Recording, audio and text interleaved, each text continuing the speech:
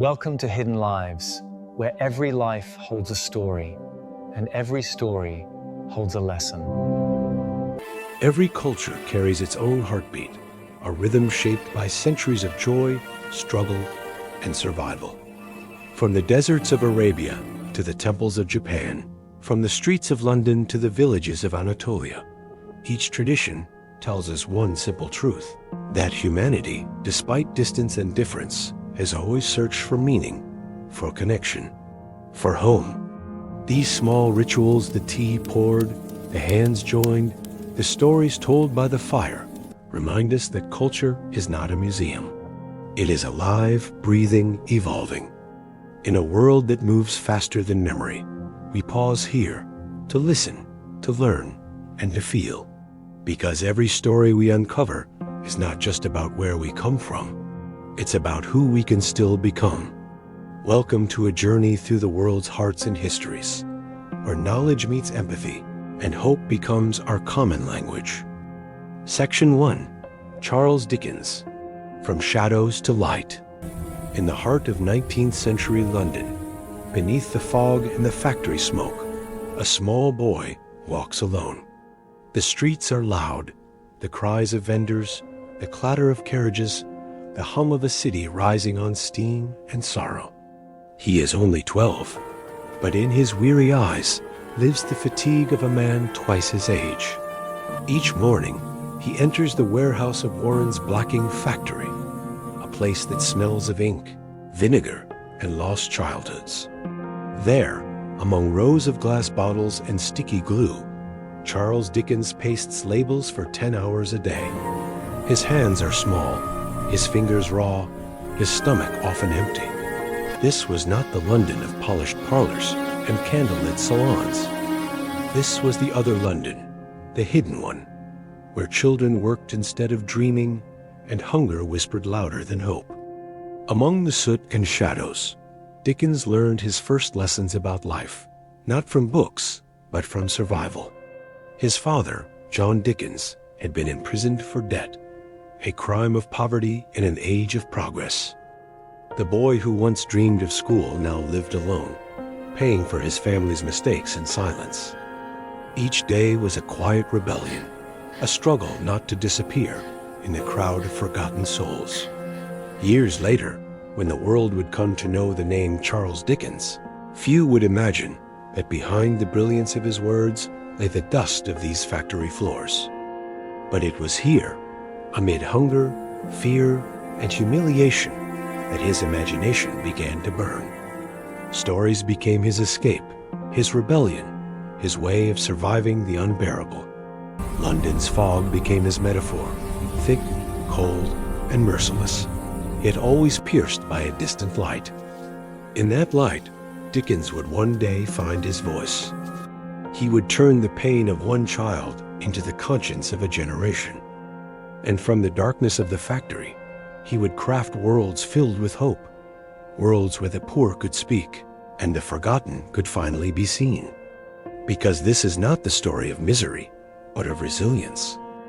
The story of a boy who walked through shadows and taught the world how to find the light. Section 2. A Boy in Chains. The year was 1824. In a small room near the River Thames, a boy sat on a wooden stool, his hands sticky with blacking paste. The air was thick, a mixture of glue, dampness, and the quiet despair of children who worked, not dreamed. He was Charles Dickens, the son of a man imprisoned for debt, and the victim of a world that measured worth by wealth. To survive, he pasted labels on bottles of shoe polish, hour after hour, day after day. He earned a few shillings a week, enough to keep himself alive, but not enough to keep his dignity intact. At night, he walked home through the narrow alleys of London, where shadows stretched like memories, and hunger followed close behind. He was a child who saw too much, the cruelty of the factory masters, the fatigue of boys who never played, the dull eyes of girls who sang only to forget their hunger. Each face he saw became a story, waiting to be told.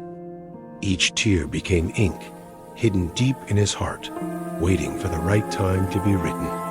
But the world outside his factory did not stop.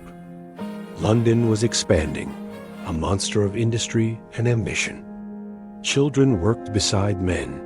Poverty became invisible because it was everywhere. To be poor was not a tragedy, it was a statistic. And in that cruel arithmetic, Charles was just another number. Yet even in that darkness, something quietly sparked. Sometimes during his breaks, he would watch the sunlight dance on the Thames, the water shimmering like a promise. He began to imagine lives beyond the factory, people with voices, emotions, and dreams. He listened to the accents of the poor, the laughter of the street children, the sighs of tired mothers. They became his teachers. When his father was released from prison, Charles expected freedom, but life did not change overnight. The family was still trapped, not behind bars, but behind debt, shame, and the fragile hierarchy of class. He had learned something most adults never do, that poverty was not a moral failing. It was a system designed to forget the weak. This realization would never leave him. It grew inside him like a seed planted in darkness, destined one day to grow toward the light. He would write about these streets, the same alleys where he once hid his tears. He would give names to the nameless, dignity to the forgotten, and hope to those who had none. Years later, when he created Oliver Twist, it was not fiction. It was memory, dressed as story. Oliver's hunger was his own, his longing for kindness, his own lost childhood.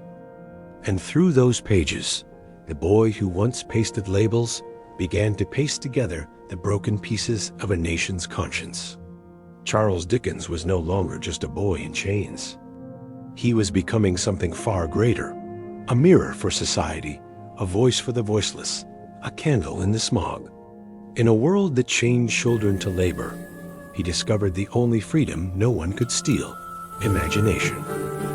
Section 3. From Shadows to Light. In the heart of 19th century London, beneath its elegant theaters and gaslit streets, another world stirred, a world of smoke, sweat, and silence. It was here that a small boy, no more than 12, carried the weight of survival on his frail shoulders. His name was Charles Dickens. By day, he worked in a shoe polish factory, pasting labels onto bottles with trembling hands. By night, he wandered home through the fog, a child swallowed by the darkness of a city that had forgotten him. London was merciless to the poor. Its streets glittered for the rich, but for the rest, they reeked of hunger and despair. Each alleyway whispered stories of children like Charles, who traded laughter for labor, dreams for bread. He watched his father taken to debtor's prison, his family torn apart by poverty's cold hands. In those moments, the boy who once believed in joy learned to see the world as it truly was, cruel, yet full of stories waiting to be told. That darkness would never leave him, but instead of consuming him, it shaped him. The factory floor became his first classroom, the city his first teacher. Every tear, every blister, every broken dream, all would one day become words, alive with truth and empathy. This is not the story of misery, but of resilience. Section 4. The Social Conscience. By the middle of the 19th century, Charles Dickens had become more than a novelist. He was a mirror held up to society itself. His pen no longer told just stories. It demanded change. Through his pages, the invisible became seen. The forgotten poor, the exploited child, the overworked clerk, all found a voice through his words.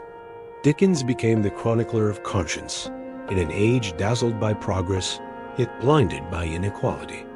In A Christmas Carol, Dickens crafted more than a holiday tale. He delivered a call to empathy. Ebenezer Scrooge was not merely a miser. He was the embodiment of a system that had lost its soul. Through redemption and compassion, Dickens reminded a nation that generosity is not charity, it is justice in motion. But he did not stop at sentiment. His later works, Bleak House in Hard Times, stripped away the illusions of the industrial age. He showed how factories, laws, and institutions, designed for progress, had become engines of exploitation. In Bleak House, the law is endless, circular, suffocating, a fog of bureaucracy that strangles the weak. In Hard Times, the city of Coketown breathes smoke instead of air, a world where imagination itself has become a crime. Dickens had seen it all firsthand. His travels to America and across Europe opened his eyes to both the promise and peril of modern civilization. He admired innovation, yet he saw how it could erode the soul of humanity when left unchecked. He was celebrated by crowds, yet haunted by the suffering he had left behind in London's alleys. Amid the applause, his mind returned again and again to those who had no voice. Dickens believed literature was not an escape. It was a form of resistance. To read was to awaken. To write was to reform. He lit a candle in an era obsessed with profit, proving that the moral imagination could be as revolutionary as any invention. His novels stirred Parliament, provoked reformers, and moved the conscience of the middle class. What began in the shadowed corners of a factory had grown into a force that reshaped a nation's heart. Dickens had turned pain into purpose, empathy into energy, and storytelling into social reform. He did not simply tell stories. He changed the way a society saw itself. Section 5. The Private Storm. Behind the glow of fame, there is always a shadow. For Charles Dickens, that shadow grew darker with every triumph. He was adored by millions, celebrated on both sides of the Atlantic. His readings filled grand theaters. His words moved nations. Yet, as his public voice grew louder, his private silence deepened. At home, the applause could not reach him. His marriage to Catherine Hogarth, once filled with tenderness, began to fracture under the weight of his ambition and restlessness. 11 children, long absences, and an ever-growing distance. The house that once held laughter now echoed with formality. In the eyes of the world, Dickens was the image of vitality. But inside, he battled exhaustion, guilt, and an unspoken grief.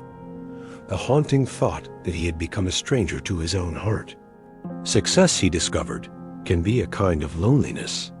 The adoration of the crowd is loud, but it cannot hold you. The crowd vanishes, the lights fade, and what remains is the echo of your own doubts. He poured that loneliness back into his pages.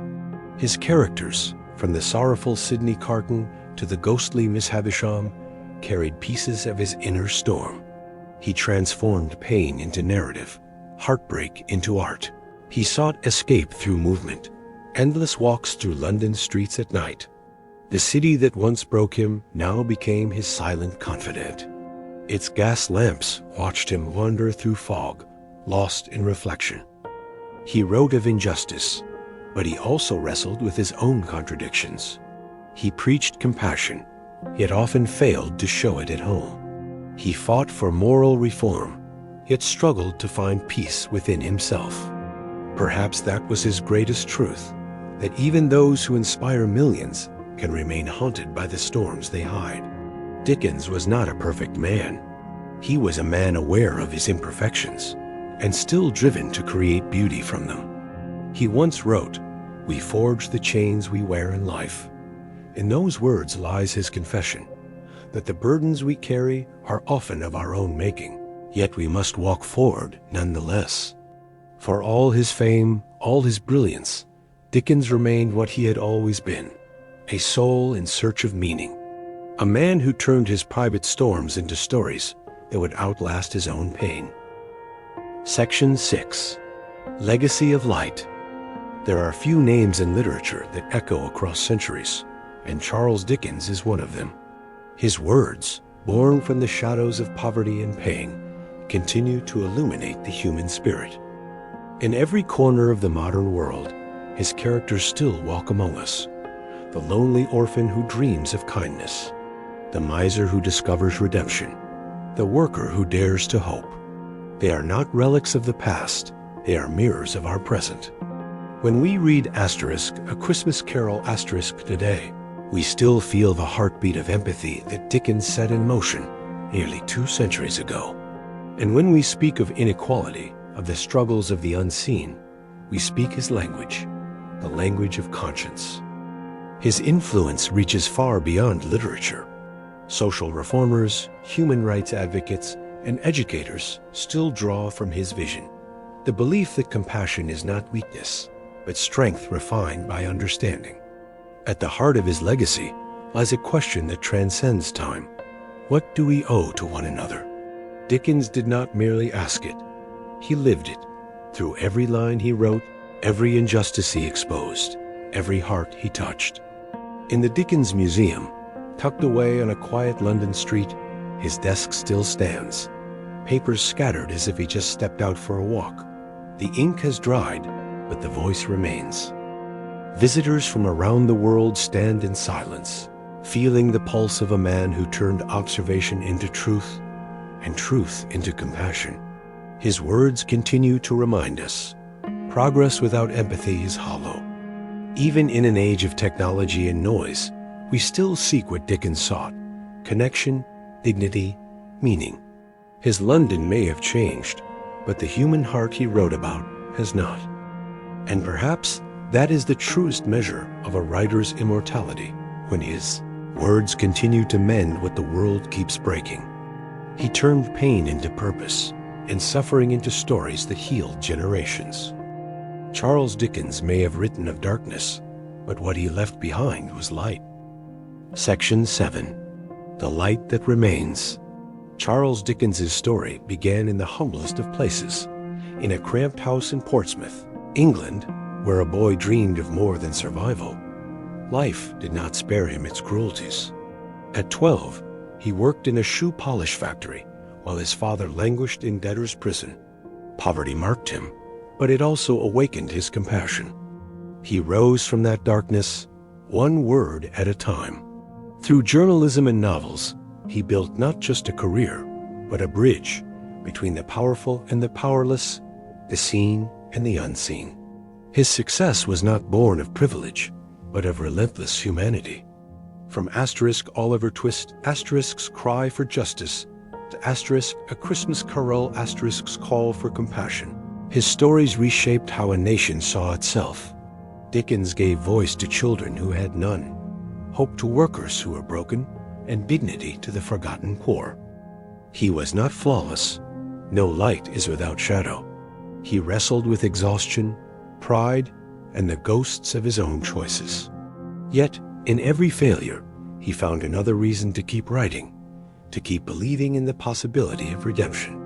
Charles Dickens died in 1870, but his voice never truly fell silent. Today, his words live in classrooms, on stages, in film and television, and most importantly, in the moral pulse of our shared humanity. Every time someone chooses empathy over indifference, justice over comfort, or kindness over cynicism, a spark of Dickens's spirit is reborn. His legacy is not trapped in the past, it breathes through us. And in this age of algorithms, speed, and noise, we need his reminder more than ever that the heart of progress is not profit, but compassion. That storytelling is still one of humanity's most powerful tools for healing. In a quiet corner of London, his writing desk still stands. The chair is empty, but the work continues. Through every reader who feels, through every storyteller who dares to speak for the voiceless. Charles Dickens taught us that even from the deepest despair, light can rise. That pain can teach compassion. And that one life, guided by empathy, can change the moral direction of a world.